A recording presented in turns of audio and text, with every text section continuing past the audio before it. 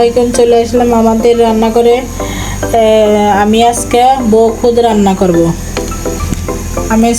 রান্না করব।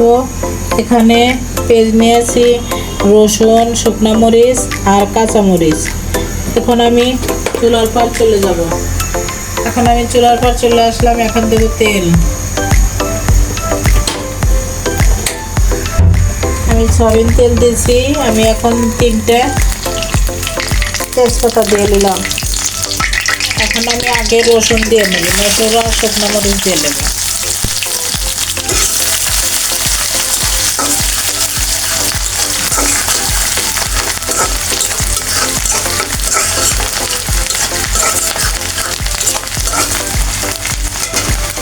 কাঁচা মরিচ দিয়ে দেবো, পেঁয়াজ দিয়ে দিলাম।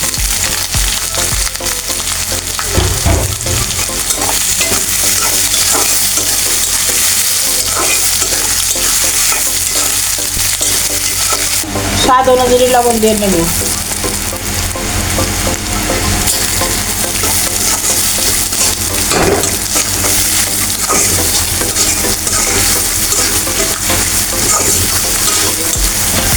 আমার ভাজা হয়ে গেছে। আমি এখন খুদটা দিয়ে দেব।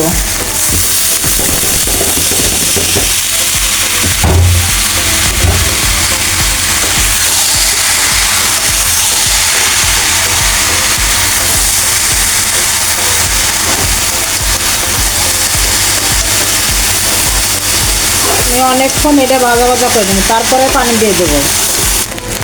দেখেন আমি এইভাবে ভেজে নিচ্ছি। এখন আমি পানি দিয়ে দেবো।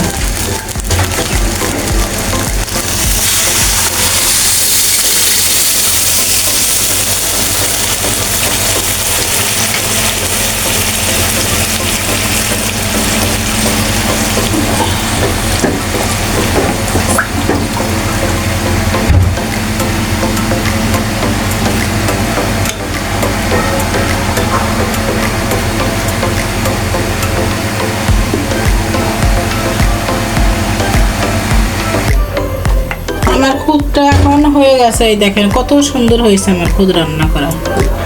এখন আমি পরিবেশন করব।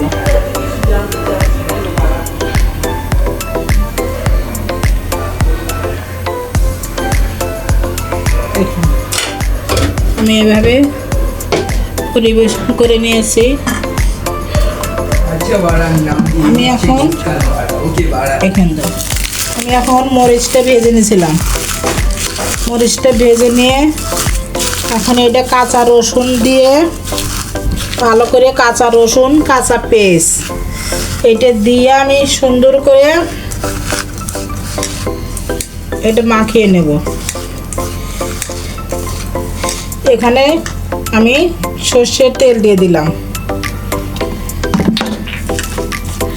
এটির সাথে এটা মাখিয়ে খেলে মজা লাগে।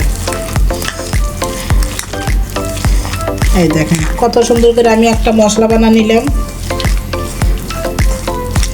এখন এইটার সাথে এটা এইভাবে পাতার কোনায় দিয়ে এইভাবে খাইতে হয়। আপনার আপুকে একটা লাইক, শেয়ার, সাবস্ক্রাইব করে দিবেন, কমেন্ট করে জানাবেন কেমন হয়েছে। আল্লাহ হাফেজ।